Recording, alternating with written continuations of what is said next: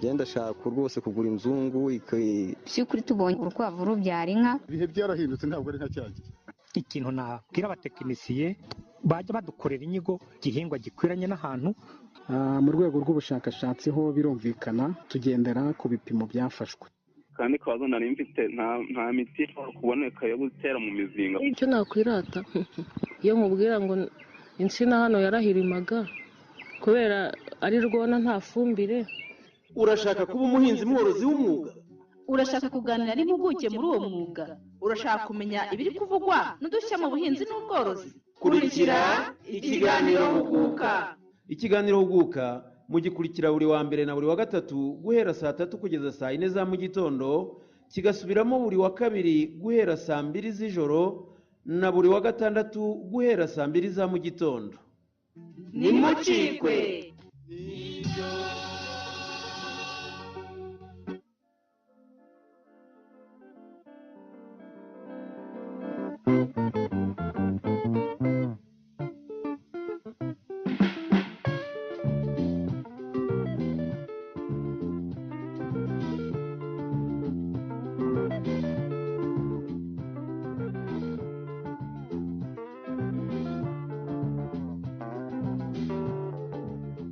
Mukomeze kugira ibihe byiza mwebwe muduteze amatwi ku 105.9 FM. Tugeze mu mwanya w'ikiganiro Huguka, ni ikiganiro gisubiramo tukaba twaraganiriye n'ushinzwe kurwanya indwara n'ibyonnyi mu bihingwa mu kigo cy'igihugu gishinzwe guteza imbere ubuhinzi n'ubworozi RAB, Madamu Ingabire Jeanne Priscille. Tukaba tugiye kuganira uko ibihingwa bimerewe muri iki gihe mu mirima, ubuzima bw'ibihingwa, aho aza kutubwira uko byifashe ndetse anavuga kuri nkongwa muri iki gihe igaragara mu bigori n'ingamba zihari kugira ngo umusaruro uzabashe kuboneka. Ni ikiganiro mutegurirwa nanjye Florentine Mukarubayiza, ariko namwe muraduha ibitekerezo mwohereza ubutumwa bugufi kuri nimero 0788177698 cyangwa se 0722 61 tugasangira ijambo. Abakoresha imbuga nkoranyambaga namwe muradusura kuri page yacu ya Facebook, aho wandika Radio Huguka 105.9 FM kaduha ibitekerezo.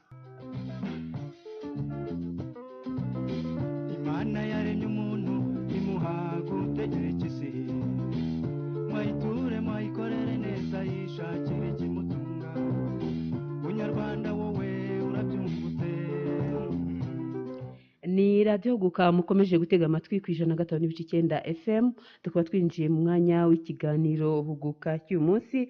Uyu munsi turaganira ku miterere y'ibihingwa mu mirima, cyane cyane tuvuga ku buzima bw'ibihingwa, aho twagiye gusura muri RAB batubwira uko ubuzima bw'ibihingwa bihagaze muri iki gihembwe cy'ihinga hirya no hino mu mirima uko bimeze, ndetse banakomoza kuri bimwe mu byonnyi byibasiye ibigori ndetse n'ibindi bihingwa, aho batubwiye uko bihagaze ndetse banatanga n'ingamba kugira ngo umusaruro w'ibihingwa muri iki gihembwe uzabashe kugera ku gipimo nyacyo. Ni ikiganiro mwateguriye kandi mugezwaho nanjye Florentine Mukarubayiza, nkaba naraganiriye n'ushinzwe kurwanya indwara n'ibyonnyi mu bihingwa mu kigo RAB, ni ikigo cy'igihugu gishinzwe guteza imbere ubuhinzi n'ubworozi gishamikiye kuri Minagri, akaba ari Madamu Ingabire Jeanne Priscille. Tuba twaraganiriye muri iki kiganiro, rero turagenda twumva bimwe mu byo twagiye tuganira, twagiye tugirana ibiganiro bigufi muragenda mubyumva muri iki kiganiro, ariko namwe murajya muduha ibitekerezo kuko namwe mubasha kuduha ibyo bitekerezo. Tanga ibitekerezo, wohereza ubutumwa bugufi kuri nimero 0722 cyangwa se 0722 cyangwa dusure kuri page yacu ya Facebook, aho wandika Radio Huguka 105.9 FM kaduha ibitekerezo. Ikaze mu kiganiro cyacu cy'uyu munsi, ikiganiro twibanda ku buzima bw'ibihingwa mu murima, cyane cyane tuvuga kuri bimwe bibangamira ibyo bihingwa, aho tuzo kwibanda kuri nkongwa mu bigori ndetse n'ingamba kugira ngo ibihingwa biri mu murima birusheho gukomeza kugira ubuzima bwiza, bizabashe gutanga umusaruro. Tubahaye ikaze rero mu kanya, turatangira n'uyu twaganiriye Ingabire Jeanne Priscille akaba ari ushinzwe kurwanya indwara n'ibyonnyi mu bihingwa, ariko namwe muraduha ibitekerezo mutubwira uko byifashe mu mirima yanyu. Imana yaremye umuntu imuha gutegeka isi, mwayiture mwayikorere neza yishakire ikimutunga. Munyarwanda wowe urabyumvute, haguruka ufate isuku uhinge kandi borore kijyambere. Abanyarwanda twarahinze turahinga tuzahinga, Abanyarwanda twaroroye turorora tuzorora. Dufumbire cyane imirima kugira ngo twihaze mu biribwa. Inzara n'ubukene bizanyura turi maso, kandi twitwaje intwaro zacu ubuhinzi n'ubworozi.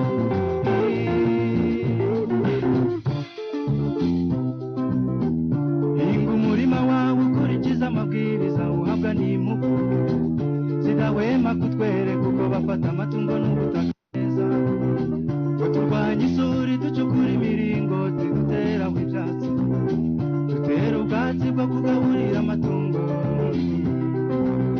dutere setari yatiri busa ku rubingo, kandi tujye twibuka kubuza amatungo kwa veterineri, n'ibiraro byacu bihorana isuku.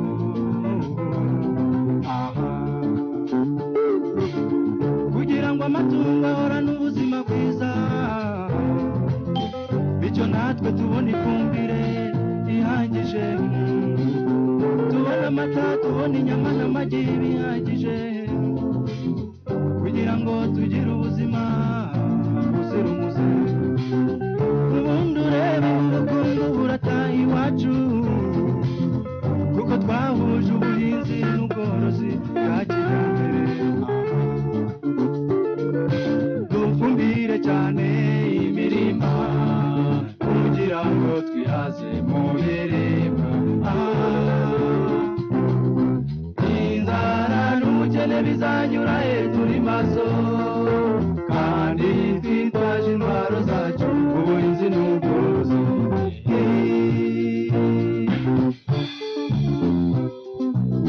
Ntibyari umunyarwanda azasonza kandi yaritabiriye isuka, yagambiriye kwihaza mu biribwa. Ntibyari azahirima n'akaboho ku mutwe, acaracara ngo araca inshuro mu mahanga, kandi atarigeze atezuka isuka n'ifumbire. Yihata gutera imbuto z'indobanura ziterera igihe cyazo, agatera imyaka mu butaka bwiza no mu turere tuberanye nayo, agatera avanga imyaka ku buryo bw'ingirakamaro. Agatera imboga n'imbuto ziribwa, agahinga ingandurarugo n'ingandurabukungu. Imboga akazitera ku murongo ku ngero nziza, no ku materasi akanazisasira ubwatsi, kugira ngo ubutaka buhore buhereye. Mu gihe cy'izuba akazuhira, akazirinda indwara. Ni radiyo Huguka mukomeje gutega amatwi ku 105.9 FM. turi mu mwanya w'ikiganiro Huguka cy'uyu munsi.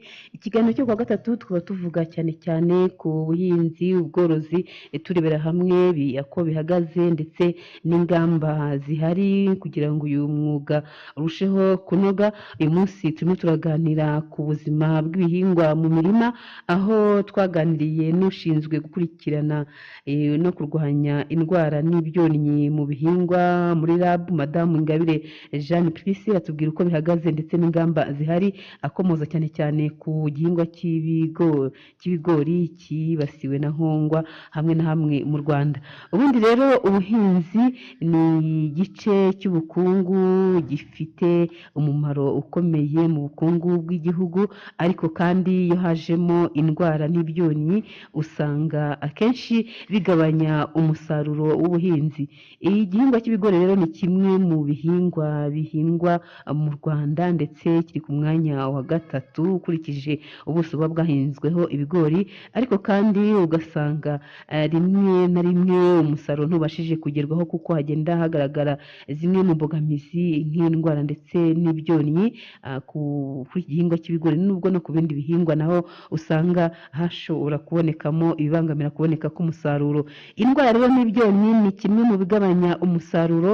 Ubushakashatsi bukaba bwaragaragaje ko nibura umusaruro utakara kuri 40% iyo abahinzi n'abandi bari muri iyo serivisi cyangwa se bari muri urwo ruhererekane mu buhinzi batafashe ingamba zihamye kugira ngo umusaruro ubashe kuboneka. Birumvikana ko nubwo hari izo ndwara n'ibyonnyi, hari n'ibindi bishobora kubangamira umusaruro mu bihingwa biri mu murima, cyane cyane nk'imihindagurikire y'ikirere nayo igira uruhare rukomeye mu kugabanya umusaruro w'ubuhinzi, ariko kandi n'izi ndwara ndetse n'ibyonnyi nabyo usanga bibangamira wa musaruro, ugasanga abahinzi bamwe ntibabashije kugera ku gipimo cy'umusaruro.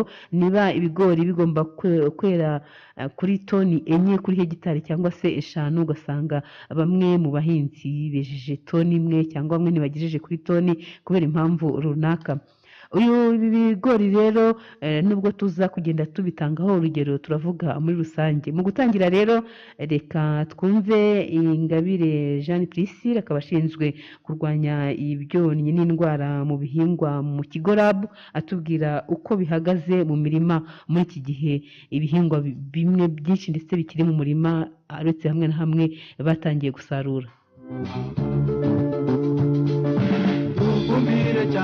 Twa Ingabire Jeanne Priscille, nkaba nkora mu kigo cy'igihugu gishinzwe guteza imbere ubuhinzi n'ubworozi RAB, nkaba ashinzwe kurwanya indwara n'ibyonnyi mu bihingwa.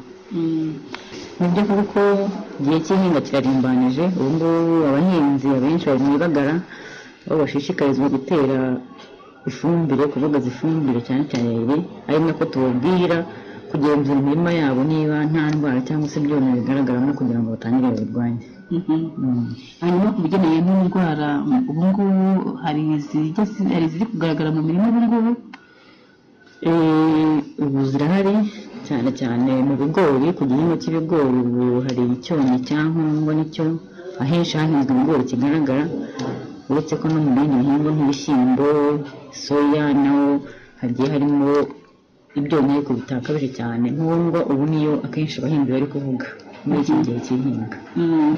Hanyuma tukaba turimo tubashishikariza kuyirwanya abahinzi ahari ibigori hose, tubabwira kugenzura imirima yabo ari nkongwa, kuko nkongwa ntabwo ari icyonnyi giteye ubwoba cyane, kuko iyo kirwanyije ibihingwa biramenya bikera, ibigori birera rwose. Nizo turagera kuri nkongwa, nk'abahinzi baduteze amatwi bashobora gutekereza bati wenda hari imbaraga zashyizwemo kugira ngo hagaragare nkongwa gusa, ubundi hari ibindi bintu baba mwakoze kugira ngo hatagira. Ni ukuvuga ngo umuhinzi kugira ngo uburwayi butaza mu murima cyane, ni ukuvuga ngo ni bya bindi duhora tubabwira buri munsi, gukoresha ya mbuto nziza, imbuto nzima, guterera igihe, kubagara ku gihe, kubahiriza ibipimo.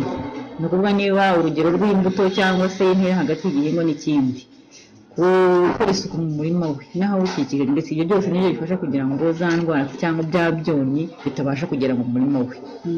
Mu gihe bikoze rero bikaba byaza, ni naho hahandi tumubwira kuba yatera nk'umuti cyangwa se gukuramo ibirwaye.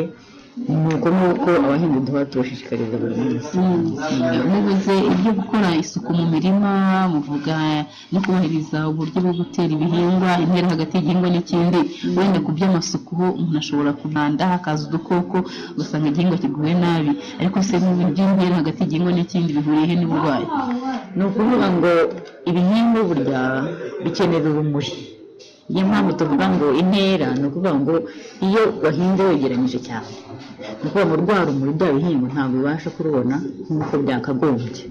Ni ukuvuga ngo mu gihe bitarubonye hari indwara zishobora kuba zaza kubera impamvu y'uko rwa rumuri rudahagije.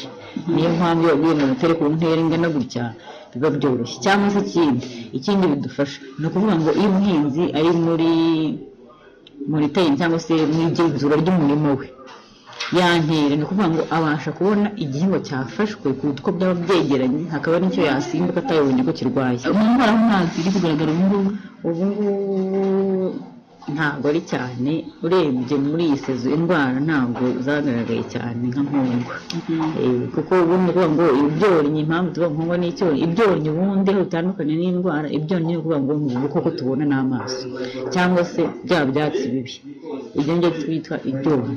noneho indwara zo rero nguvuga ngo ni za ndwara zishobora guterwa na bwa bukoko tutabona bita microorganism harimo za virusi za bagiteri uduhumyo ibyo noneho nibyo bishobora gutera uburwayi arizo za ndwara tubona nk'indwara y'imirongo ku bigori abahinzi barayizi cyangwa se cyume y'ibigori ariko noneho ibyonnyi ni izo nkongwa ni bwa buhunduguru ni ibyo byatsi bibi bita za kura isuka cyangwa se mugabo udatsimburwa nibyo twita ibyonnyi hanyuma ibindi bikaba ari indwara.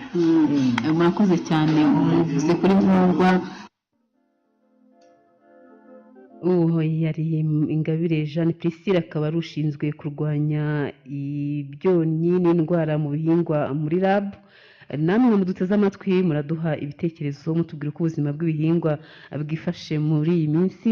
ngira ngo mwumvise ko hari indwara ziterwa na za microorganisme harimo uduhumyo za bagiteri amavirusi hakaba ndetse n'ibyonnyi bitandukanye ubuhunduguru ndetse n'izi za nkongwa n'ibindi byonnyi twa dusimba tugaragara mu murima tukabasha kwangiza ibihingwa biri mu murima.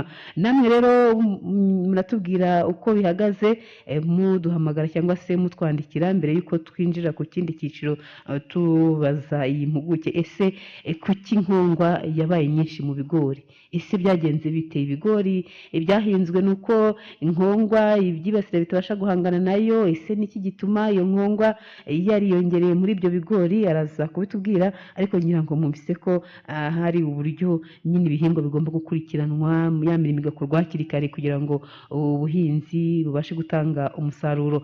muraduha ibitekerezo rero muduhamagara ku mirongo 0784125456 cyangwa se 0725360956 tukaba tugeze mu mwanya wo kwakira ibitekerezo. turakira ibitekerezo mbere yuko twinjira ku kindi cyiciro atubwira bituma ibihingwa bigubwa nabi ibyonnyi ugasanga bigeze mu mirima ndetse n'indwara zikaba zaboneraho. Tanga ibitekerezo ohereza ubutumwa bugufi kuri nimero 0722767698 cyangwa se 0722617698 cyangwa dusure kuri page yacu ya Facebook aho wandika Radio Huguka 105.9 FM kaduha ibitekerezo. kugira ngo tugire ubuzima buzira umuze ubundi urebe urukundo burataha iwacu kuko twahuje ubuhinzi n'ubworozi bwa kijyambere dufumbire cyane imirima kugira ngo twihaze mu biribwa inzara n'umukene bizanyura turi maso kandi twitwaje intwaro zacu ubuhinzi n'ubworozi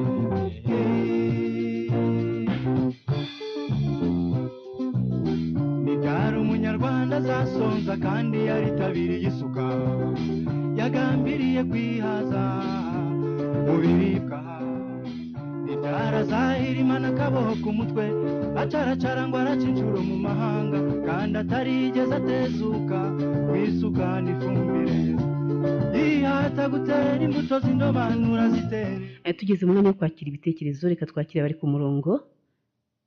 Radio Huguka alo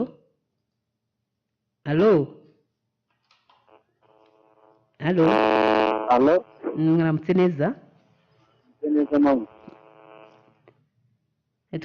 yego turabumva neza. mwaramutse namwe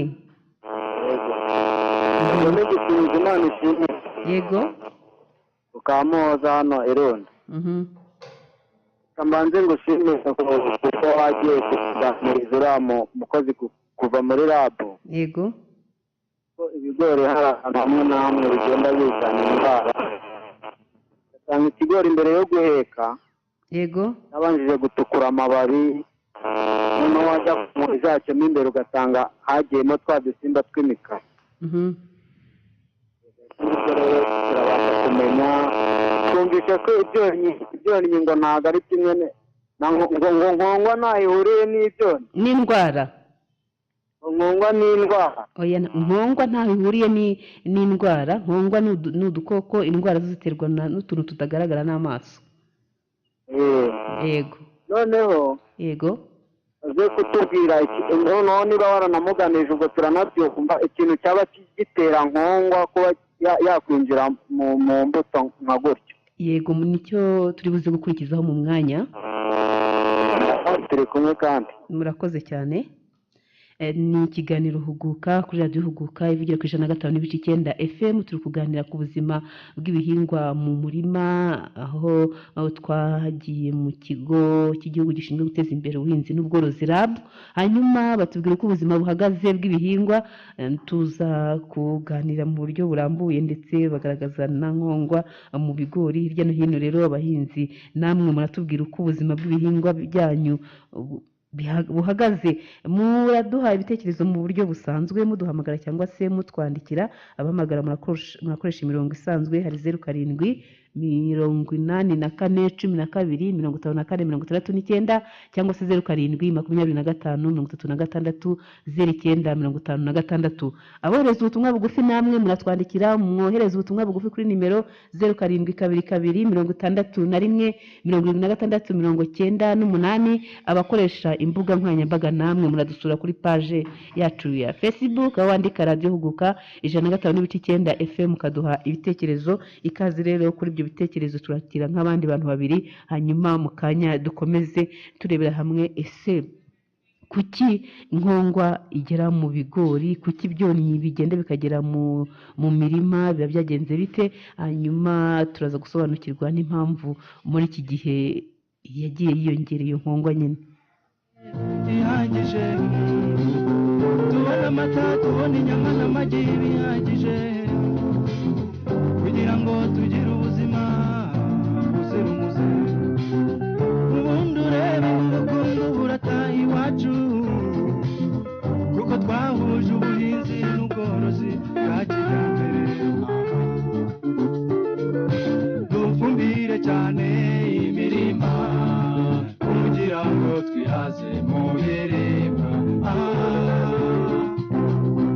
Inzara n'umukene bizanyura turi maso kandi twitwaje intwaro zacu ubuhinzi n'ubworozi.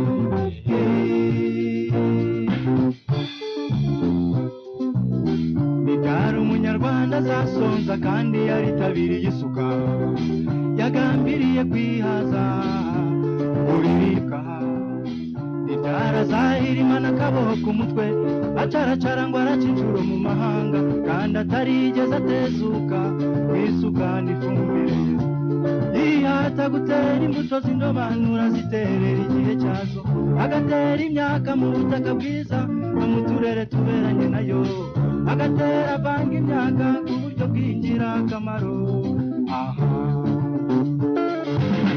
Agatera imboga n'imbuto ziribwa,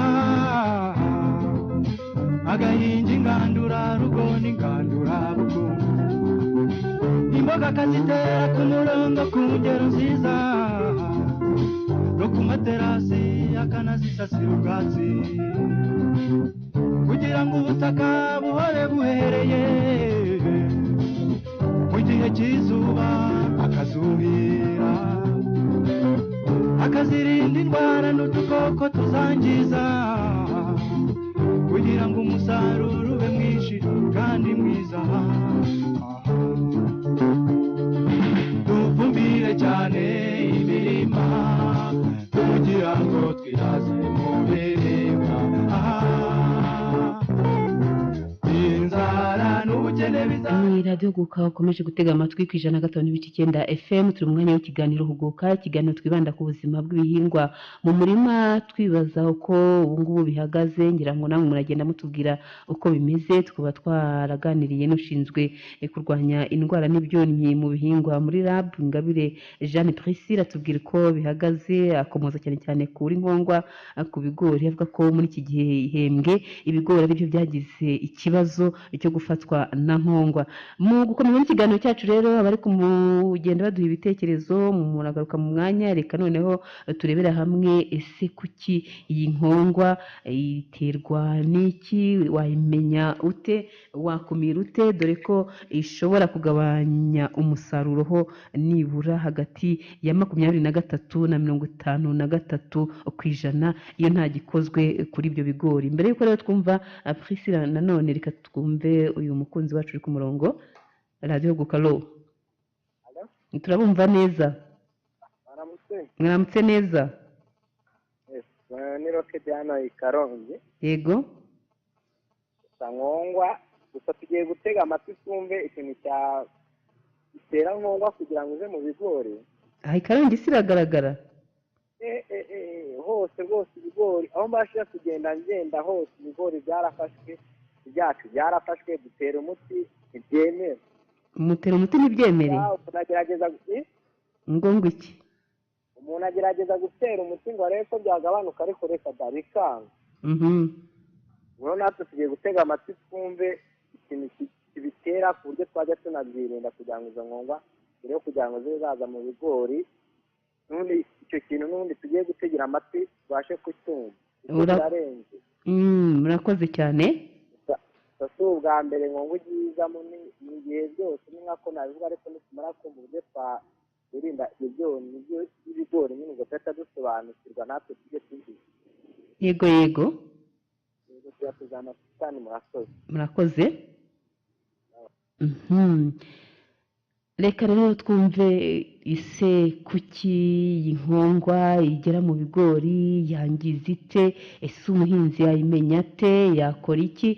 Kuko iyo umusaruro utabashije kuboneka usanga ari ikibazo mu buhinzi, aho bamwe batabasha kugera ku gipimo cy'umusaruro nyacyo kubera ibyonnyi ndetse n'indwara. Twumvise ko ibyonnyi ni ibintu biba bigaragara n'amaso, udukoko dushobora kugaragara n'amaso, ariko indwara zo ziterwa na za mikorobe, utuntu dutoya, hanyuma ukabona ibimenyetso. Niba ibyonnyi rero nabyo usanga bigira ingaruka mbi ku buzima bw'ibihingwa, ugasanga rwose bidindije umusaruro.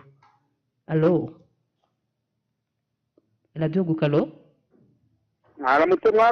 Mwaramutse neza? Yego. Inde utuvugana? Ndahaye mu karere ka Gakenke mu murenge wa Mataba. Yego, ngendaha umudugudu wa Kabeza. Yego. Nashaka kugira ngo yego kuri icyo kiganiro murimo, yego, muzarusheho kutuganira no ku gihingwa cy'inanasi. Urashaka kumenya iki ku nanasi? Nashaka kumenya buriya burwayi bujya buzamo ugasanga burimo buzitukura. Yego. Ugasanga ntigitanga umusaruro. Ni ugutukura amababi cyangwa ni ugutukura inyuma ku nanasi? N'amababi atukura, ugasanga inanasi mbese muri make yapfuye. Turashaka nabyo muzabituganirireho, noneho niba haboneka n'imiti yazo. Yego yego. Ariko aho ngaho, ariko ibindi bihingwa bimeze neza? Ibindi bimeze neza nk'ibigori n'ibishyimbo? Yewe bimeze neza rwose mu mudugudu wa Kabeza, nta kibazo. Yego, urakoze cyane. Yego sawa, mugire umunsi mwiza. Tuzabiteguraho ari kuwa mbere. Yego sawa. Murakoze.